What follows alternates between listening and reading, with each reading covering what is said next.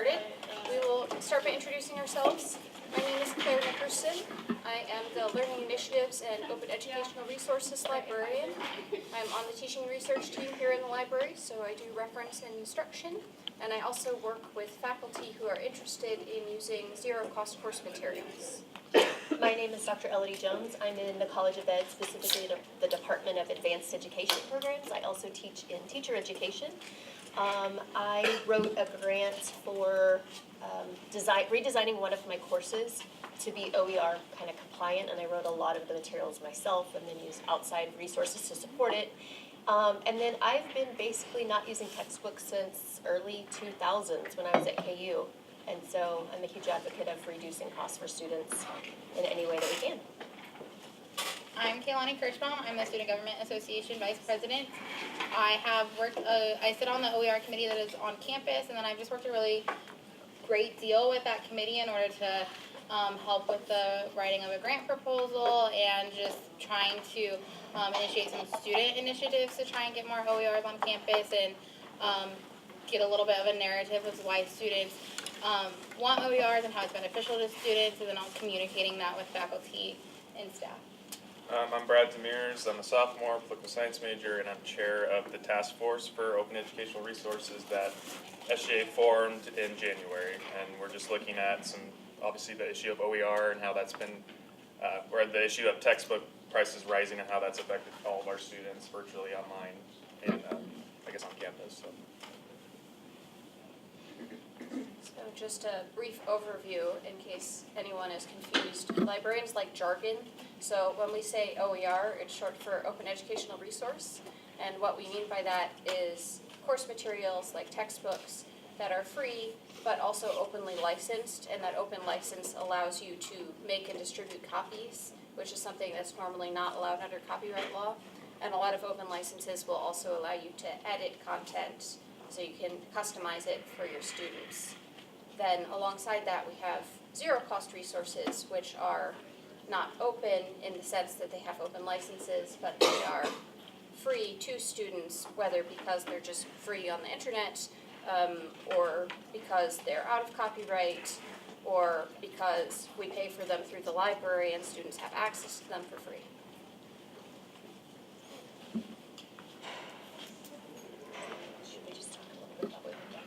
Sure. Yeah, I'd be happy to just kind of talk a little bit about what I've done. My content area primarily lends itself to OERs, and I can talk about areas that maybe don't specifically, but the area that I'm in is very open to the idea of having open educational resources. And before it was really, I don't even think the term had been coined necessarily when I was at KU teaching undergrads, but I was also in a lab setting, and the content I was delivering was very different than having a very traditional textbook. And so it allowed me to kind of modify my course, having students not buy a $110 to $120 textbook and piecing together my curriculum based on free resources. Before there was really any kind of system of identifying what is free, what is everything's copyrighted, but what was accessible to my students. And so I've kind of been through this transformation, attended a couple conferences. Of course, Claire's been a great advocate of OERs as well as educational resource for all of us on campus, as this has kind of undeveloped in the last few years and become more and more of a trend on college campuses. And again, my content area lends itself to using a lot of free resources, open resources, writing and adding to current resources, which I think is really advantageous to students even. And then just trying to encourage other people in my department or college to consider using OERs. I will tell you that there is one class that I fervently use a textbook for, just because I believe the curriculum and how it's developed and unfolds for my students. I'm not sure I could piece that together because of the way that the author, who's now in their 13th edition, has done it so brilliantly. Could I do that if I had a lot of time as a faculty member? Sure, I definitely could. I think that's also another content piece that was brought up in some of the recent provost candidates, is some of that faculty time to do those pieces of development that I think are possible.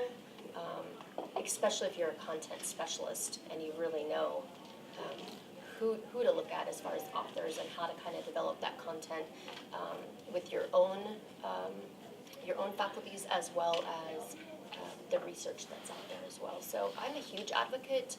I will say that there are people in the College of Ed that teach such specific things and methodologies that they do have to just use a specific textbook. They honestly could not get away from it. We tried to go department-wide several years ago, and there were people who really, really tried, and it was nearly impossible for them.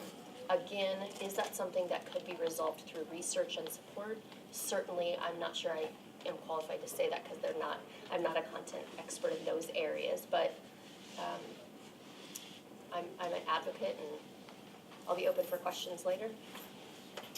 So I didn't share this earlier, but I'm a biology and organizational leadership major, and so I take a lot of science classes. That's what most of my classes so far have been. Through that, I've really seen a need, I guess, for open educational resources and also an opportunity. I currently am taking an online physics class, and it's completely OER, and it has worked great, and just the structure that he has done for that class has been very beneficial to students. My on-campus physics class was not an OER class, but I think with them like writing their own quizzes and writing their own tests, which they already do, that it could be an OER class because it would just be modifying what textbook he was using his material out of. And with a lot of the sciences, they may not have changed very recently, especially whenever you're talking about like physics and chemistry and things like that. Those aren't necessarily changing all that much, especially for a general class. So that's really prompted me to be an advocate for OERs on campus and looking at how we're spending a lot of money on online homeworks and things like that, and how can we really supplement that with other sort of avenues in order to teach our students so they're not having to spend a large amount of money in that sense.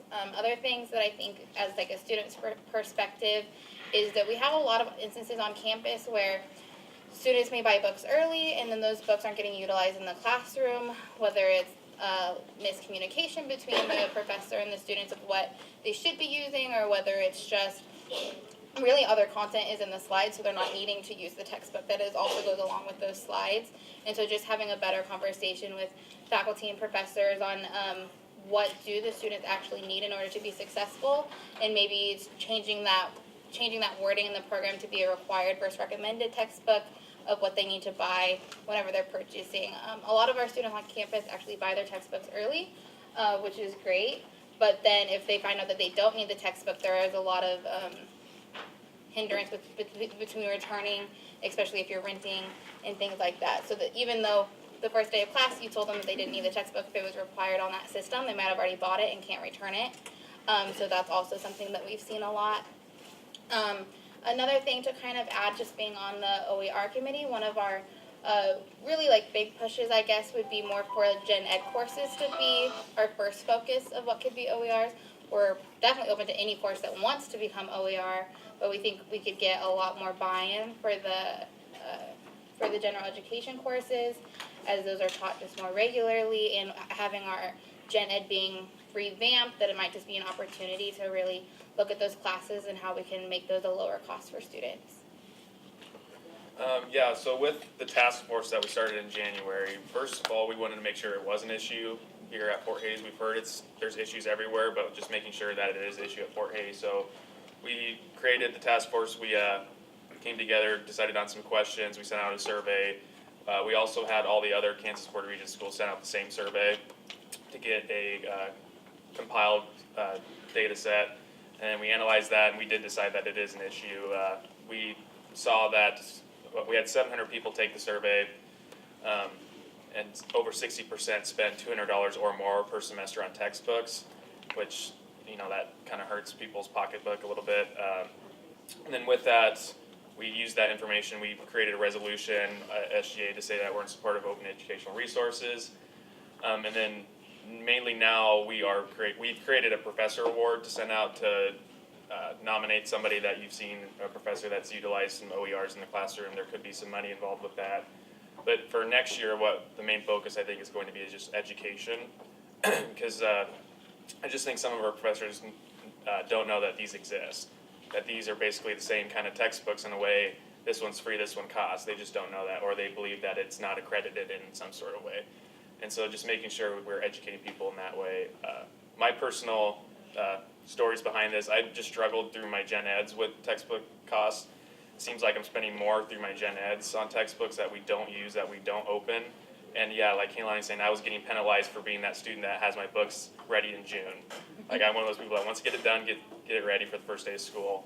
And I feel like I was getting penalized every year for that. And so I've changed my philosophy in that way. I wait, first 2 weeks, are we going to really open this? Are we, so yeah, I just think, I'm glad SJ's kind of taken that up too, to make sure that we can hopefully go around to departments, start educating people. Like College of Education has done great, Teacher Ed has done great, trying to implement it department-wide. So just making sure other departments know about these kind of things and hopefully create some change. Are there any questions for us right now that anyone has specifically that one of us could answer? With the provost search, what are some things that potential provosts have talked about with open educational resources? I could answer that because I have asked all of the provost candidates who visited thus far their views about open educational resources. I think in general, the response is positive. All three of the candidates said that they supported open educational resources. Some of them, I think, had a stronger understanding than others of what resources faculty would need to make that transition. And having worked closely with faculty, the main resource that they need is time. So really what we need to be doing is providing course release, where the faculty member teaches one fewer course, and then they use that time to convert their course.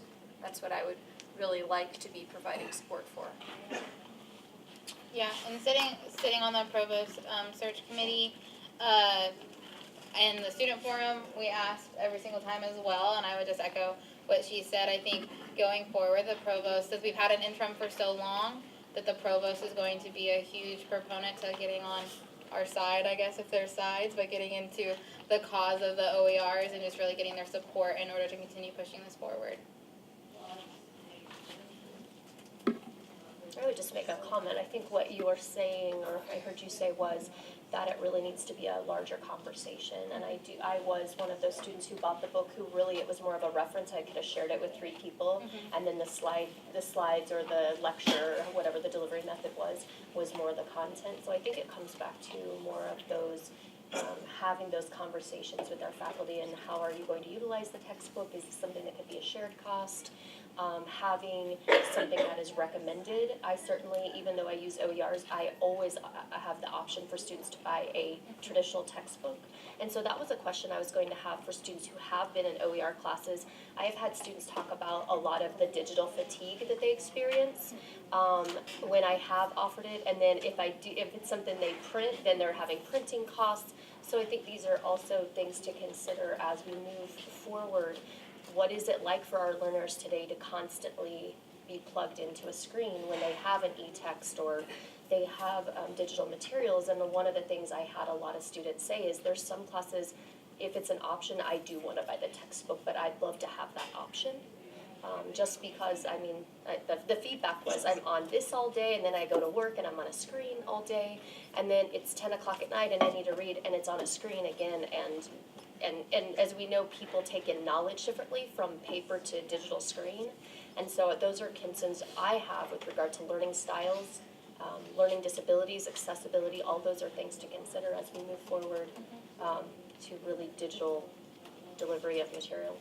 I would think to answer it, I guess, from my perspective as far as that goes, you talked about how students would rather buy a textbook in most online or OER options, they're typically either like a PDF that they could print off while using like the embedded resources, or like for my class, it was an open textbook, so if I wanted to buy the textbook, I could have. So I think that doing OERs isn't necessarily completely taking away the option for printed copies, but if they were willing to buy a textbook, then the printing cost isn't going to be any higher than that textbook. So to me, I think that going an OER route gives them an option of whether they want a printed and they want to spend that cost or if they don't. I would- Yeah, and certainly you can have all your materials printed, bound, and stuck in a Exactly. Course pass. yep, which is really smart. I would add to that, when the OER committee sent out a faculty survey a couple of years ago, that was one of the number one comments that we received, was that faculty thought it was valuable for students to have their materials in print. But I will also say, you know, I'm a librarian, but I'm also a student at the moment because I'm working toward an EDS degree. And for all of my textbooks thus far, without fail, it has been less expensive to purchase the ebook version than to purchase the printed version, and so that's what I have done.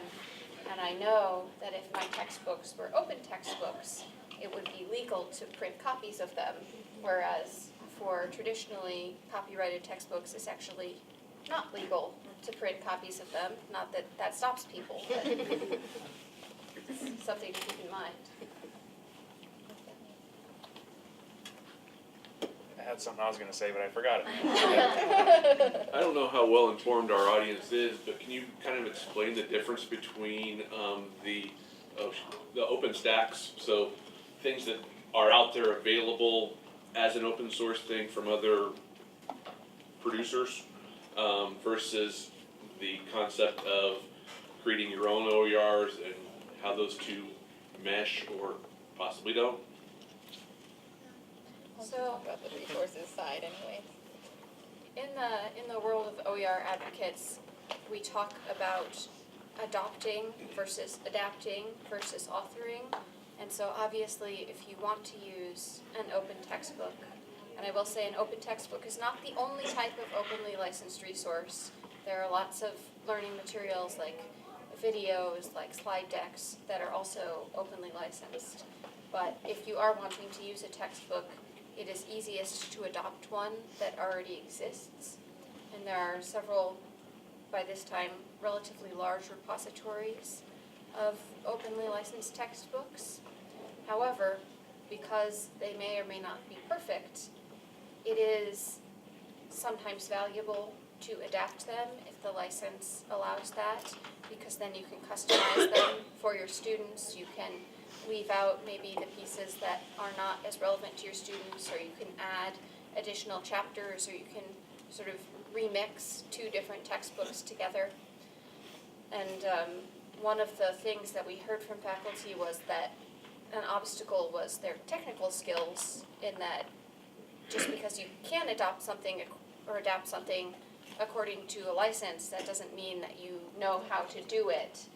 And so the Teaching Innovation and Learning Technologies actually provided funding for us to purchase a license for a publishing software called Pressbooks, which is for writing and adapting books.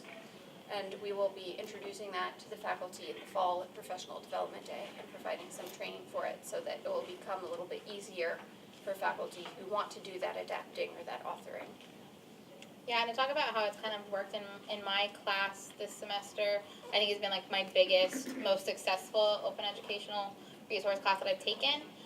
So my professor uses OpenStax as like the main textbook, but he has also created a website kind of adjacent to Blackboard that just has every single content material that we were going to need. So he took slides from OpenStax, like the PowerPoint slides provided from OpenStax, and made them links onto this website. And then he also created example problem worksheets, homework problem worksheets, and quiz problem worksheets for us to like kind of use for studying materials or to print if we wanted to print, that sort of thing. All are on this website for each module. So it's listed out like module 1, module 2, that sort of way. So it's just a very linear way of this is what you do this week, this is what you do next week, that sort of thing. So he's kind of used his own worksheets, quizzes, and tests along with a textbook that has information, and he's provided the link to that textbook. So that textbook isn't necessarily like in Blackboard. Like I wouldn't just like go to the textbook in Blackboard. I would just click on the link that would take me to the OpenStax website. But he has put all of the PowerPoints of the chapters that we use in OpenStax in Blackboard. So it's like once you kind of figure out how it all works together, it was a really easy way to utilize it. And in my opinion, made a lot of linear sense in how to, that's one thing that we also talk about is students are struggling as to putting together what am I supposed to do what week and things like that, as far as just because it's not, we're doing chapter 1 and then chapter 2 and then chapter 3, so it's just not as linear. And we jumped around in the entire OpenStax textbook, but because of how we made the schedule in the slides and the links and everything that he used, I never had an issue being like, what chapter are we in this week? Because I just had to go and click on the correct link in Blackboard. Any questions so far? How is Fort Hays compared to our counterparts? I mean, are we behind on the schedule-wise? Are there counterparts out there who are way ahead of us, totally all campus-wide? And I know we talked about the challenges. Obviously, there's some textbooks you can't. But where is Fort Hays in the spectrum? Well, so I was just gonna say something before that question. My hope is that we get most of our gen eds on an open educational resource standpoint, because that would make us pretty competitive against all the other Kansas Board of Regents institutions. We could advertise that, hey, we just revamped our general education and you have free textbooks within that. That would make us totally competitive against everybody else. I don't know about, maybe KU could be, but the rest of them I haven't heard a lot of initiative to really jump on OER like I think we have been doing recently, but I could be wrong on that too. I will second that in that I don't know what all of the other K-Board institutions are doing. I do know that KU and K-State have been ahead of us recently, but overall, in terms of our OER initiative started a long time ago, and we lost some momentum through changes in administration. It was somewhat disrupted. But I will say, being a little bit behind KU and K-State now enables us to avoid some of the mistakes that they have made. For instance, one of the things that K-State is doing is they have what they're calling their open/alternative textbook fee, where students who are taking courses that use zero-cost resources, they charge the students a small fee, and then part of the fee goes to the department, and part of the fee goes back to their OER program to provide grants for other courses to be converted. And we would like to copy that model because it has worked out well for them, but in talking to them, we discovered that their model is not, at the moment, financially self-sustaining. And so we would like to start with a slightly higher fee and have a slightly higher percentage of that go back into the OER program so that we don't have to be dependent on foundation funds the way that K-State is. And from the students that I have talked to, from like the student perspective on that, we would much rather pay like a $12 fee is kind of a number that we had thrown around. We'd much rather pay a $12 fee than a $300 cost for a textbook. So you don't find a lot of textbooks that are less than that. Sometimes you get lucky, but that just typically doesn't happen. And so the pros definitely outweighs the cons from the students that I have talked to, which is definitely not every single student on campus, but for majority that have been in a, like that would be, that they would be okay with that option. So what is Student Government Association doing in terms of an action statement? What's your next step? So we did put a resolution out for us pro OERs, which, resolutions don't do much, but it basically says, we're pro this. Next year, I think we're gonna take the next step in education. That's gonna be our main number one goal, is going to departments, showing them, hey, this is the textbook you're using for your intro level gen ed course. Here's another one that's free, and then maybe getting some excerpts of it and saying, hey, these are kind of the same in a way. They're gonna be different, it's not gonna be the exact same, but just educating those people and saying these are free and they're almost the same. So in 2017, the Board of Regents passed a capital improvement project for Florida State University of $100 million. How much did you get for OERs out of that? How much should I get to redesign a course? No, how did Yeah. Student government, how much did we get as a university out of that? No idea. Wasn't My point is, there's resources all over the place. They need to be moved in that direction. You don't need to charge students any more fees. I would like not to charge students any more And I'm gonna fees. say, you don't need to. I would be thrilled if the administration or, the government stepped up and said, we are willing to pay for this, but that hasn't happened thus far. Right. And so, looking for funding. But those guys can make a difference though. Yeah, and I think to add on to that, right now, like, we did have that fee proposal, and the interim provost really did not want to move on with that, because he kind of felt similarly, that students shouldn't necessarily be paying the fee, and that we wanted to have a lot more conversations with either one, how can we reduce the fee for students, or two, how can we reallocate funding? So I hope that that conversation can continue as we hire our new provost, and I think that will be one of the biggest conversations that need to be had whenever we do hire a new I would provost. agree, you need to start now. Yeah. You gotta have a political action plan or a strategic plan at some point to make that all happen. Mhm. Keep in mind, we're talking about $7 million a year net profit from China. Part of that operation was to improve the quality of education for Kansas citizens. How much are you getting of that? Actually, our programs in China have been very interested in using zero-cost resources because of some of the difficulties with importing textbooks. Any textbook that you import has to be approved by the government, and then importing them also adds on a lot of fees. And so that makes the textbooks even more expensive for our students in China. So they've been very interested in transitioning. And you don't even have to go to China. Our online students would be very interested as well. I don't think you've got a voice coming in from there except what you're trying to do in terms of student government for online students, but there's a whole variety of action statements if you realize where the resources are. And you got a long-term trend here in terms of on-campus enrollment. It's going down, but you got a $14.5 million building going up over there. Part of that needs to be directed toward the OER operation, and I'm just saying that's one operation out of a lot of them. But again, you need an action statement, a movement of some type, and SGA holds the greatest potential for a movement of that type to make it happen. I would just argue, for me, a student fee, our fees compared to every other Kansas Board of Regents, fees are extremely low. And also, like, adding a $10 or $12 fee for me and buying a $200 textbook, that wouldn't be any sort of, like, argument. I would do the fee. But I understand where you're coming from, where we need to obviously invest more of that flowing around money into these kind of things. But, yeah, when it just comes to fee-wise, I would say I would much rather just pay the fee in that aspect of it. A faculty member gets $3,000 for redoing a course, or a new course, I should say, on campus. The OER movement should be better integrated into that opportunity for faculty members. A new course doesn't necessarily mean a new topic or new direction. It might mean an approach like the OER approach. That's a possibility as well. We're doing some of that, but not to the extent that we should. So redirection of resources is an important political step to take.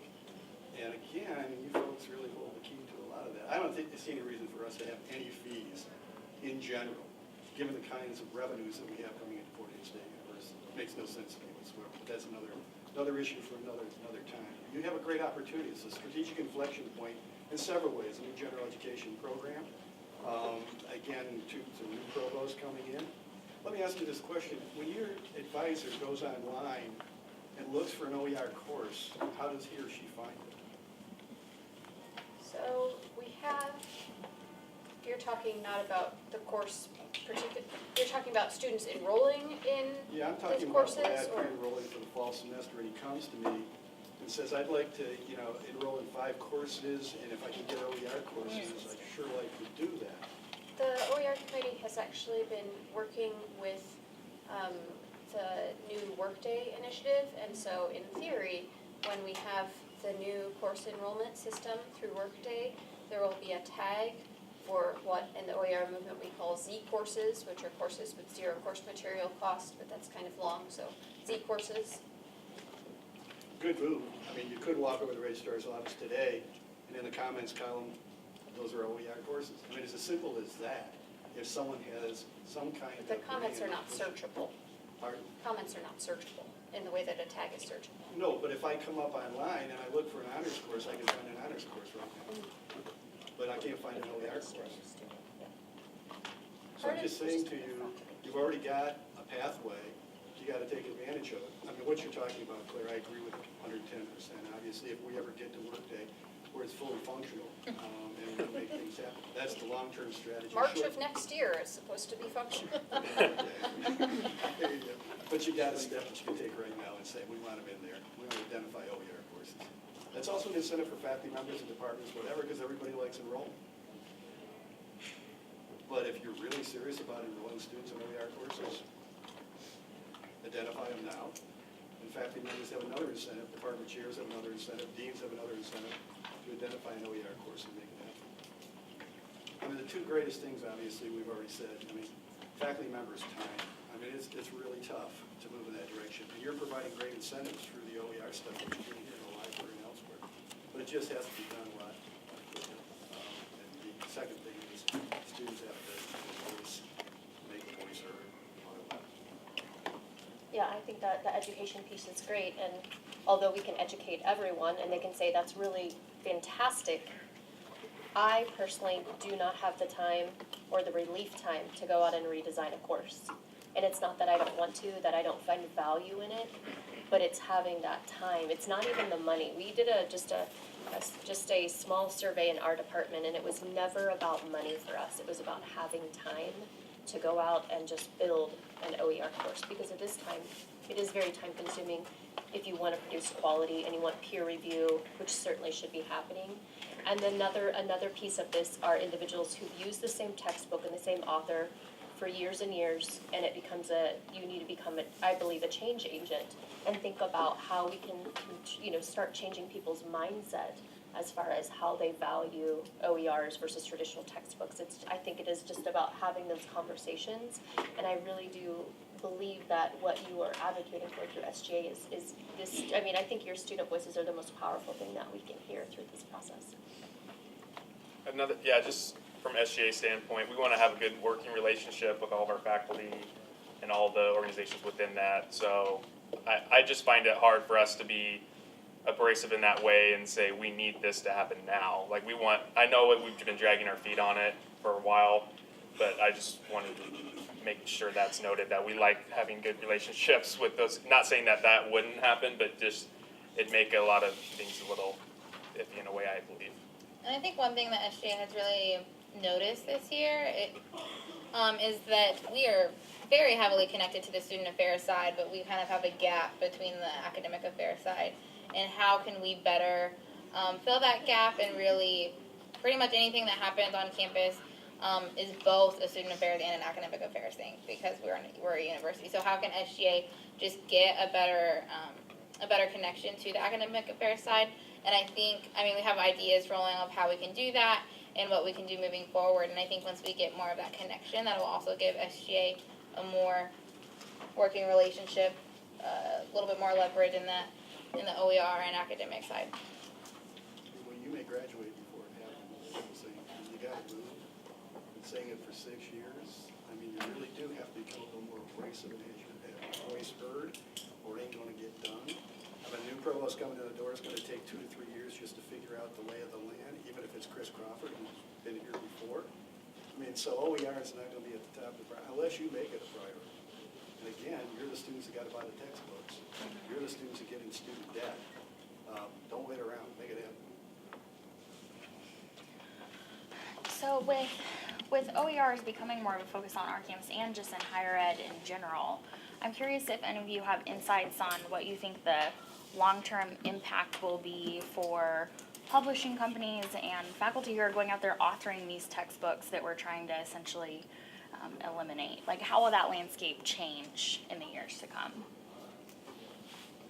I don't know. I'm a big believer in, obviously, open educational resources. I think some of the big publishers take advantage of students with their textbook prices, and so maybe they have to become more competitive with open educational resources. They're going to have to decide, we're going to have to start making those and making them better than the ones that are free but at a lower price. It's just an open market, I feel like, and they're going to have to be competing in that way. I don't think that textbook publishers are going to be going out of business anytime soon. And I also don't want to vilify them, because they do provide a very valuable service. They solicit authors to write textbooks in the first place. They come up with new editions. They advance knowledge. But I do think their business models are going to have to change, and we've already seen some of that. Many of the traditional textbook publishers are engaging in what we call open wrapping, where they take an existing open textbook and then they add supplementary materials to it, like, slide decks or question banks, those sorts of things. Another thing that we have seen is an increase in the use of access codes, where publishers require students to pay to access their homework platform. And that is not something that I'm a fan of, because it doesn't give students the options that they have with a traditionally published textbook. With a traditionally published textbook, students can choose to share it, they can choose not to buy it, they can choose to purchase an older version, they can choose to, try to go out and find one in the wild. That's not the case with access codes. There's no substitute for access codes, and so for students who are financially strapped, they no longer have options. And we have done the calculations in terms of which gen ed courses we would save the most money on if we were to move to zero cost resources. And all of the courses that are currently using access codes, mostly in math and the sciences, those are the ones where we would be saving the most money for students. And I don't have enough information to share about all the processes and answer questions about it, but I do know through our online bookstore, if you buy enough, if you in your cart you have enough of textbooks that you're purchasing, they tell you buying this option would be cheaper, and it's a website through one of our publishers that is open to all of the books that they have in their publishing system. So it's cheaper for you to buy access to that for a semester versus buy your 8 books that you're having to buy, or whatever that number is. So I think that's also something that publishers are looking at, just as the OER world is adapting and things like that. But I don't know all of the details about that. I just remember learning about it in a meeting 4 months ago. So. I would add that to the students, especially this is messaging going on here, political messaging going on. The library really has picked up the baton and moved forward from 5 or 6 years ago, as Claire alluded to earlier. And my point is, the library is your ally in more ways than one. They want to come in here and use the library, all the rest. But on the movement itself and the OERs, and that's why Fort Hays has been ahead to some degree. And I think still remains, as Claire alluded to, although there are some efforts at other campuses, not only in Kansas but elsewhere. So the library's been doing a lot of work to move this forward. Claire was actually hired basically to make some of this happen as well, and she's put things together. So I think you need to understand that that's one of your allies in terms of the whole effort to make this happen. You may already understand that, but I will emphasize the point. It's really an important one.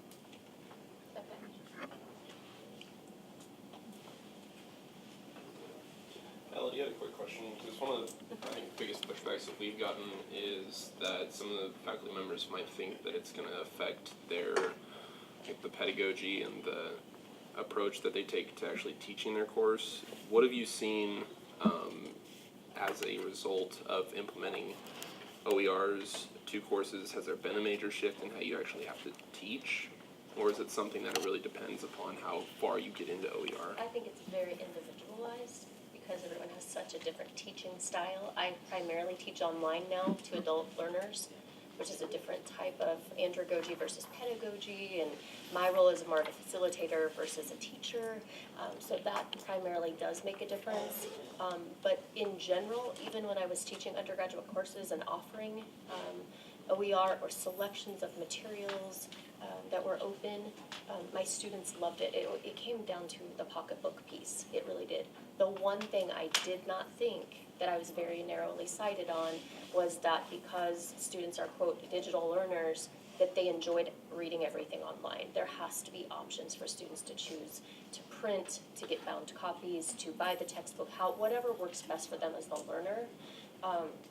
And that's what I would advocate for, is just choice, student choice, because it does make a difference as to how information is processed and goes in and et cetera. you're also talking to people that are also in favor. So I think we need to find those people that are skeptical and ask them, can I sit with you? Can we look at redesigning your course? What does that look like? And it's doing it in small incremental chunks and not overwhelming individuals. Because it's easy for someone like me to say, yeah, let's do it. I'm already, I already have the mindset for I think it's great in multiple ways. I just think that having multiple resources and multiple viewpoints is such a powerful perspective versus only using one author. But I think we need to find some people who are willing to just step out of their shell and see how can we even just redesign this module with OERs and then build upon that to where all 16 modules in 16 weeks are rebuilt per se. And do it in small incremental pieces, and then use those as a showcase to say, look what we've done, and look how we've supported you. And maybe a course release or something like that, because it does come back to time to do it well. Yeah, and there's always those negatives. I think we've talked about this of, oh, my eyes are burning out because I'm seriously just reading everything online. So like with the hopes of just doing it in the gen ed sphere and then maybe progressively working our way up, like what you're supposed to do as a traditional college student, take a couple gen eds, take a couple of your major courses, just working your way through your 4 years. The hope is that you have some physical textbooks you can read and then your online material as well. Just not taking everything online, burning your eyes out. I like that, but some people don't. I understand that. And the other ways of just printing out the textbooks and stuff like that. But the hopes is to kind of sprinkle in some OERs, see how it's going, and then progressively work our way up to maybe possibly all OERs. But I know that's just not a possibility, but yeah. I mean, this is one of the primary myths about OERs is that they're all online, you can't print them. Yeah. Whereas, in fact, a lot of OERs are available in print, and because they are openly licensed, even if they're not available in print natively, you can print them. Like, for instance, faculty can upload them to the bookstore's website and have them put into a course pack, which of course at that point it's no longer free. But faculty can indicate that that's optional, or even, if they think it's very important, that it is required, and still have that be a lot less expensive than a traditional textbook. In terms of using OERs and the impact that has on pedagogy, it is easier to use a textbook, regardless of whether that textbook is commercially published or whether it's openly published, because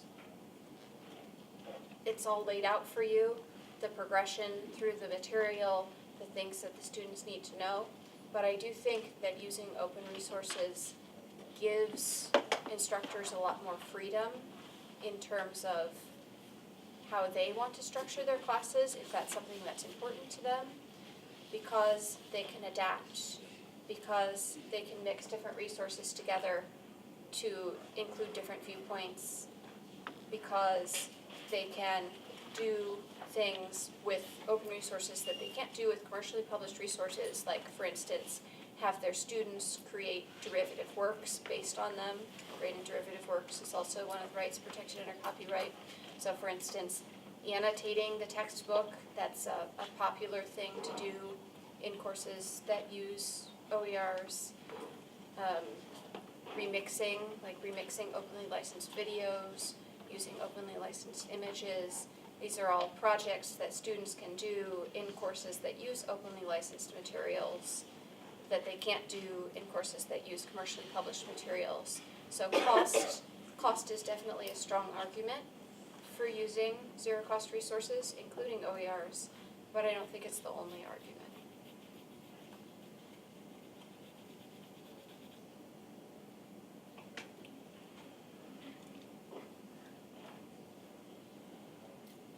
Other questions? I guess I just underscore two things. One is the red thread of choice that moved through this discussion in the past 5 or 10 minutes. I think it's choice on the part of the consumer and choice on the part of the producer as well that's very important. Not every course basically can be brought over into the OER realm. And if it can be, it's going to take a long time. I just don't know about it. But I think it's important there's choice on the part of the faculty members. And it's choice on the part of the recipients, basically, because some people, as we suggested, accessibility is very important. Learning, how you learn is very important. And some people don't learn as well in that environment. And then to my OER course is just made for an OER kind of approach, and I can stop and because Attorney General Barr is testifying as I speak here in front of you, I can go to Article 2 of the Constitution. I can bring in things that would not be in a textbook, and I don't feel guilty about it because the students aren't paying for the textbook, and then Google's not using, chapter 2 or chapter 4 or whatever. You have that kind of flexibility, so that's an important point. I'm not sure that always gets through as well to faculty members as well. But they're important points to be brought forward in the conversation. And given the number of faculty you have on this campus, it's going to take a great deal of education, and we're not even a Research One institution at K-State or KU would be, but we have a greater chance because of that we're not one of those kinds of institutions to get the OER initiative put in place, but people got to make it happen.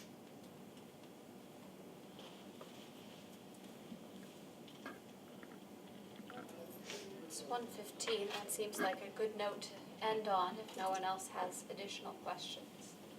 But feel free to come up and talk to all of us afterwards.